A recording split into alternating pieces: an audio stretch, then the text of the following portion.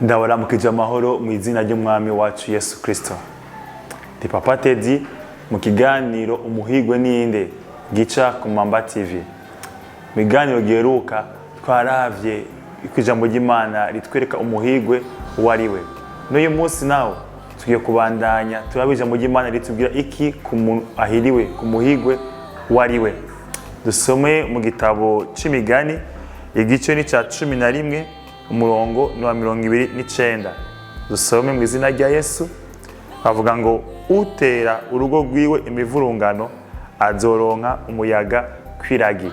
Utera urugo rwiwe imivurungano azoronka umuyaga kwiragi.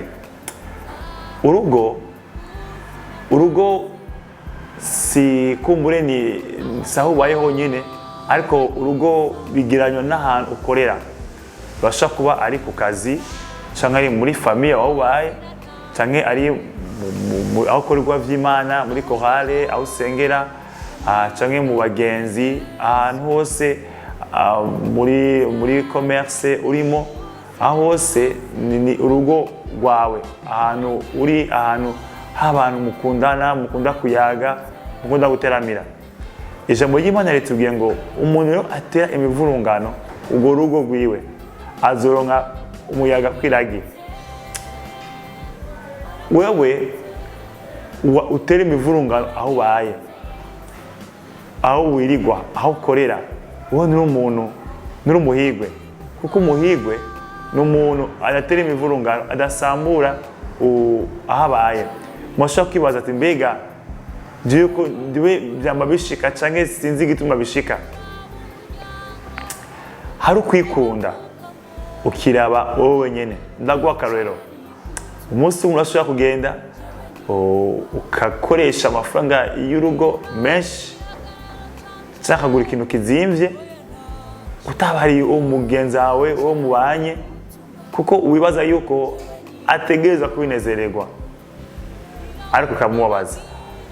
Cyangwa umunsi umwe uribagiye anniversaire y'umwe akwegereye, urayibagiye atari uko umwanga, ariko kuko wafatiwe n'akazi, wafatiwe na programme za ukibagira z'abakikuje, ukibagira ko abavyeyi, ukibagira ko bagwaye, ko ari umuntu afise ikibazo umuryango ari mu bitaro, wowe nta mwanya ufise.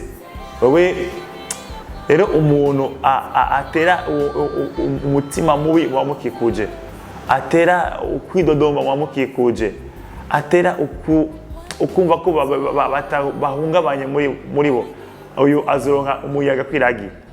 Yandi majambo, umuyaga iyo uhuhutse, abantu babicana, abantu bari mu bihugu akunda kuba imiyaga yica n'abantu itwara ibintu byinshi cyane. Umuyaga uhuha ushaka ari mutoya cyangwa munini cyane, bigatuma n'imigendane ipfa, bigatuma n'urukundo rutakara. Umuyaga ugahitana urukundo, umunezero, umwumvikano, ubumwe. Aho wateramira mu bakunzi bawe, mu bavukanyi bawe, umuyaga ugatwara uwo munezero. Kandi rimwe birashaka kuba byakuvuyeko, ahandi niwe byakuvuyeko. Imana idufashe cyane, Imana idufashe gose. None twokora iki muno mwanya? Wobaza abo mukoni kwa Imana ati mbega ingingo mfata, decision mfata arabanezera? Abo mukorana, umuryango wawe, mu bana bawe, mbega inyifato yanje irabatera uruhagarara, ituma muhungabana, ituma mwidodomba, ituma atamunezero mumugira? Niwashobora kubaza abagukikuje, uzoba wiyubakiye neza, aho uzoba amahoro mu bagenzi bawe, aho uzoba amahoro mu bavukanyi bawe, aho uzoba amahoro mu bo mukorana, aho uzoba amahoro mu bo musengana. Kubera ko agusanga wowe wikunda wowe gusa, ukiraba wowe nyene, ni wowe wiraba, wowe n'ubuzima bwawe, ariko ukibagira abagukikuje ugatera abandi umubabaro.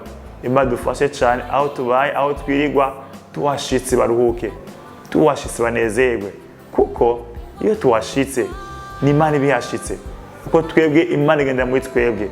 Nta mpamvu yuko ahantu dushitse haba umubabaro canke abantu bababara kubera tuhashitse, ariko nuko abantu kunezerwa batubonye aho twirirwa aho dusese hose bakanezerwa. Imana dushoboze cyane kuba umuntu mwiza, kuba umuhigwe aho tubaye hose. Imana ibahezagire, mwarahezagiwe kandi mukomeza guhezagirwa ubu n'ibihe byose. Amen. Kadusengere hamwe. Imana dushoboze mu izina rya Yesu. Urakoze kuko ari wowe ushiraho ibihe, ushiraho imyanya, utegeka ibihe bigakurakuranwa.